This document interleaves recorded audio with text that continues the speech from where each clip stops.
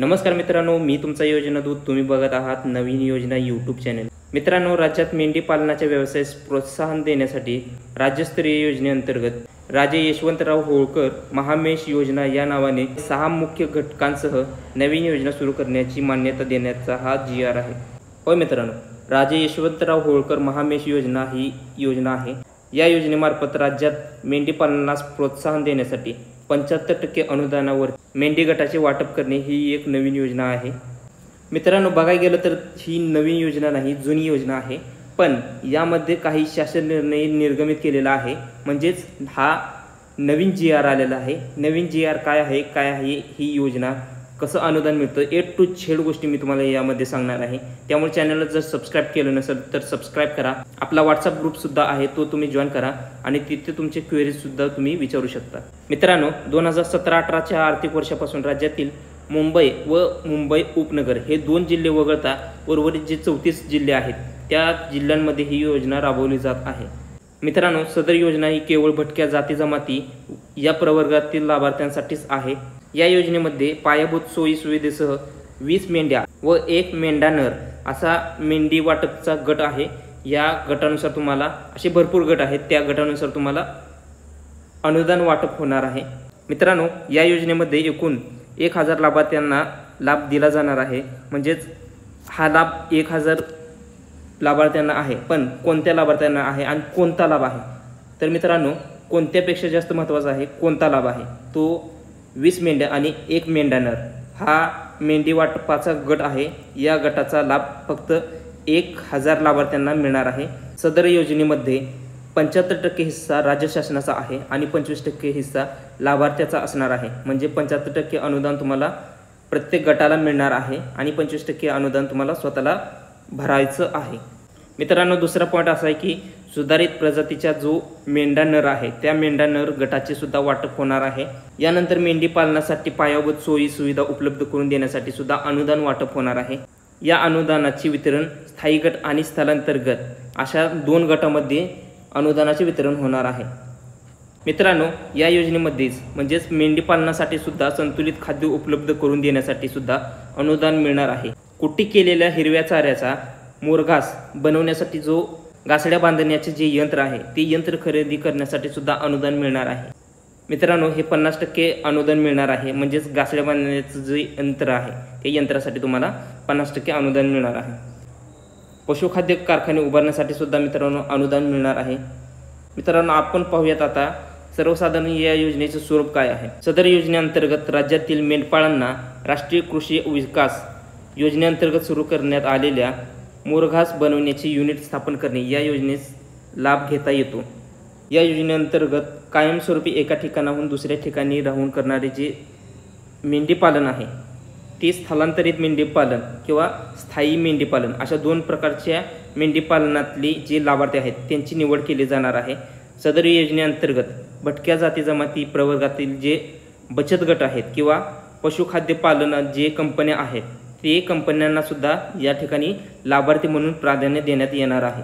जे एका ठिकाणी राहून मेंढी पालन करतात त्या लाभार्थ्यांसाठी शेड बांधकाम, मोकळ्या जागेसाठी कुंपण, फायबरची बादली आणि इतर साहित्य यामध्ये काही असू शकता. पशुधनाचा जो विमा असेल किंवा जे बहुवार्षिक गवत प्रजातींचे ठेंबे असतील किंवा बियाणे असतील याबाबत सुद्धा अनुदान या ठिकाणी देण्यात येणार आहे.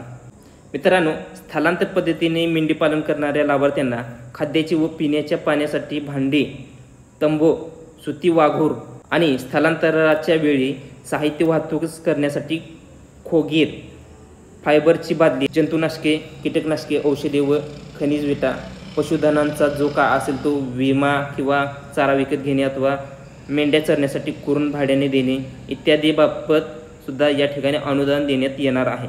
मित्रांनो, या योजनेअंतर्गत कायमस्वरूपी ठाणबंद पद्धतीने जे मेंढीपालन करण्यासाठी निवड करण्यात आलेल्या लाभार्थी धारक आहेत त्या लाभार्थी धारकांकडून मेंढी पालण्यासाठी वर्षासाठी किंवा वर्षभरासाठी जे चाऱ्याची उपलब्धता आहे ते उपलब्धता करून देणेसुद्धा या ठिकाणी या योजनेमार्फत सरकारने त्याची हमी घेतलेली आहे. याबाबतचे जे नियोजन आहे ते नियोजनसुद्धा मंडळामार्फत केले जाणार आहे. आणि शेड बांधण्यासाठी स्वतःची जागा असणे महत्त्वाचं आहे. मित्रांनो, हे सगळ्यात महत्त्वाची गोष्ट आहे. तुम्ही जर शेड बांधण्यासाठी जर अर्ज करत असाल तर त्यासाठी तुम्हाला स्वतःची जागा असणे सुद्धा गरजेचं आहे। आता बघा, जे लाभधारक आहेत ते लाभधारकाने शेडचे बांधकाम व इतर अनुषंगिक जे साहित्य असेल ते साहित्य खरेदी केल्यानंतर या योजनेअंतर्गत पुरवठा करावयाचे जे मेंढ्या आहेत किंवा जे नर मेंढ्या आहेत जे असेल ते पुण्यश्लोक अहिल्यादेवी महाराष्ट्र मेंढी व शेळी विकास मंडळामार्फत या मंडळामार्फत मित्रांनो हे वितरण केले जाणार आहे। मित्रांनो, या योजनेमध्ये बांधावयाचे जे शेड आहे त्या शेडचा आराखडा मंडळामार्फत लाभधारकांना देण्यात येणार आहे। बघा, आता ते किती स्क्वेअर फीट वगैरे असणार आहे ते सुद्धा तुम्हाला मंडळामार्फतच कळवले जाणार आहे। आता जे चारा बियाणे आहेत तसेच जे गवत आहे त्याचे ठेंबे किंवा इतर जे साहित्य आहे ते मंडळामार्फतच पुरवण्यात येणार आहे। पण जर या ठिकाणी जर लाभार्थ्याला स्वतःच्या नावावर जमीन नसेल तर ते भाडेतत्वावरती जमीन उपलब्ध करून देण्याची जी जबाबदारी आहे ती जबाबदारी सुद्धा मंडळाकडेच असणार आहे। आता ही जी योजना आहे त्या योजनेमध्ये तुम्हाला मेंढ्या मिळाल्या, ठीक आहे, पण या योजनेमध्ये जे मेंढ्या मिळाल्या आहेत त्या मेंढ्याची आरोग्याची सुविधा सुद्धा या ठिकाणी तुम्हाला करून देण्यात आलेली आहे। मेंढ्यांना आरोग्य सुविधा म्हणजेच लसीकरण, जंतुनाशक औषधे, पाजणे किंवा जे काही इतर असेल ते सगळे तुम्हाला या ठिकाणी मंडळामार्फत सुद्धा या ठिकाणी लाभ दिला जाणार आहे। मित्रांनो, या योजनेअंतर्गत बँकेला तुमच्या आधार कार्ड लिंक असणे गरजेचं आहे, म्हणजेच आधार कार्ड सोबत संलग्न करण्यात यावे असं तुम्हाला या ठिकाणी सूचना देण्यात आलेली आहे। मित्रांनो, आता आपण पाहूयात लाभार्थ्याची निवडीची जी निकष आहे किंवा अटी व शर्ती काय आहेत या योजनेचा लाभ घेण्यासाठी। तर मित्रांनो, ही योजना केवळ भटक्या जाती जमातीसाठीच आहे। लाभार्थ्याचे वय सुद्धा या ठिकाणी 18 पेक्षा कमी व 60 पेक्षा जास्त नसावे, म्हणजेच 18 ते 60 एवढं वयोगट तुमचं असायला पाहिजे। लाभधारकाची निवड करताना निवड प्रक्रिया सुद्धा या ठिकाणी सांगितलेलं आहे।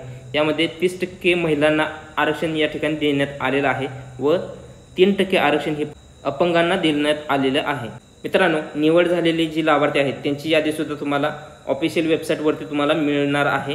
तर मित्रांनो, भेटूया या व्हिडिओमध्ये किंवा या प्लेलिस्टमध्ये। मित्रांनो, या वेबसाईटची लिंक तुम्हाला डिस्क्रिप्शनमध्ये किंवा कमेंट बॉक्समध्ये मिळून जाईल। मित्रांनो, तुम्हाला जर या योजनेचा अर्ज करायचा असेल तर हाऊ टू अप्लाय असं तुम्ही कमेंट करा। तुम्हाला या योजनेचा अर्ज कसा करायचा एकदम डिटेलमध्ये तुम्हाला व्हिडिओद्वारे समजवण्यात येईल।